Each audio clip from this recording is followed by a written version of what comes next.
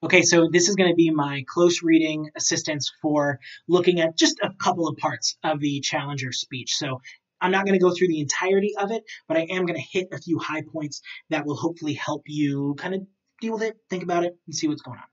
So first, I'd like to start with the opening part of his speech. So he says, "Ladies and gentlemen, I'd planned to speak to you tonight to report on the state of the union, but the events of earlier today have led me to change those plans. Today is a day for mourning and remembering." I think that's a really interesting start there. I mean, on the one hand, he's showing how much he cares and how important this moment is, and he's really feeling the pulse of the nation. But the State of the Union is also kind of the president's opportunity to brag, to say how great the nation is doing and why it's all due to him. It's a way to talk about big, wide-reaching things, long speeches usually. Well, not too long, usually about 30 minutes, but this is a little 5-minuter. Rather than, as you might expect an actor like Ronald Reagan to do, rather than take the stage and take the spotlight and talk for a long time about how hunky-dory and fantastic he is, he doesn't. He takes a short 5-minute speech to honor others, which is, wild. We've all seen people during our own lifetimes who are not willing to let the spotlight come off of them and focus on the misery and sadness of others and mourning that others might feel.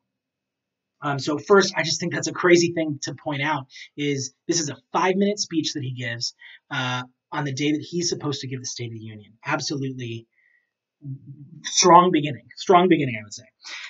Nancy and I are pained to the core by the tragedy of the shuttle Challenger. We know we share this pain with all the people of our country. This is truly a national loss. Nancy is his wife. And this is another interesting place to start.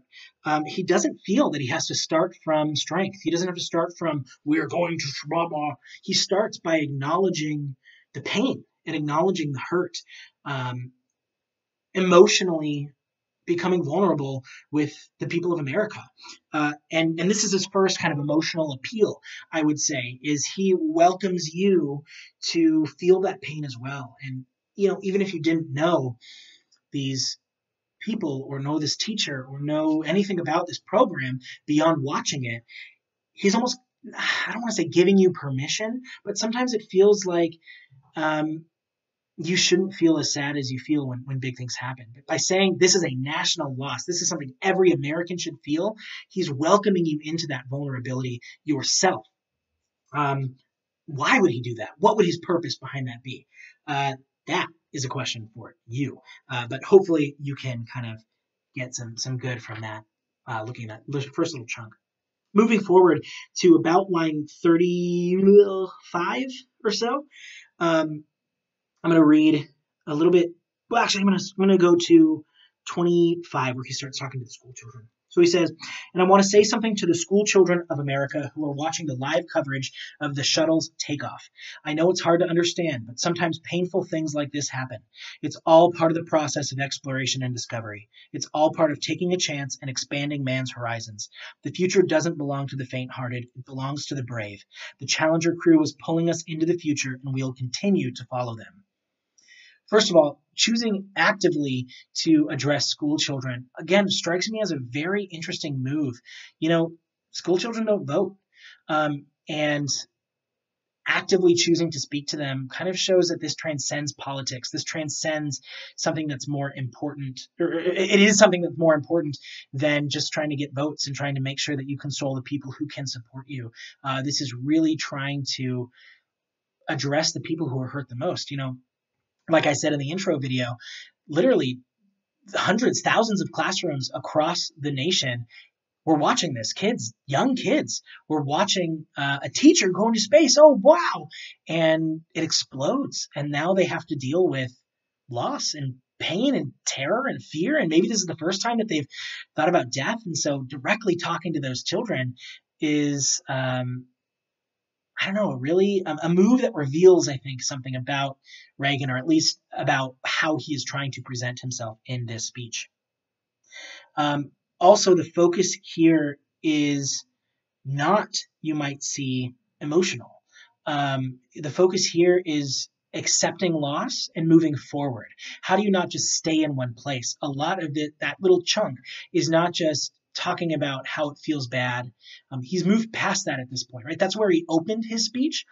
This is how do you deal with loss? How do you move forward after loss? And as it's nearing the end of his speech, I guess that makes some sense.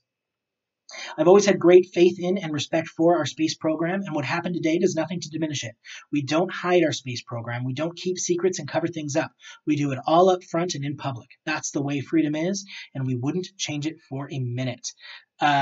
This is such a great little sideways jab at the Soviet Union here, making it clear that this was highly publicized. And so on the one hand, you could see this as, oh, wow, you highly publicized a mistake. That was bad. If nobody knew that this was happening, we could just call it a UFO or a training accident or whatever and then move on. And nobody would notice, and America wouldn't look weak, and America wouldn't look like we failed. But Reagan doubles down on freedom here, and he doubles down on transparency, and he says, no, we don't do it the way that the Soviet Union does it. We don't do it where we hide everything and everything is a secret. We show as much to the American people as we can because that's what freedom means. Igniting this appeal to patriotism and yes, this is what we do. And connecting that this is what we do feeling to we take risks and we try things and we sometimes have to deal with the bad consequences. Hopefully that little close reading chunk helped you deal with the speech a little bit more. Again, if you are confused more, you want some more insight, I am happy to help you. So please just let me know. Thank you very much, guys. See you soon.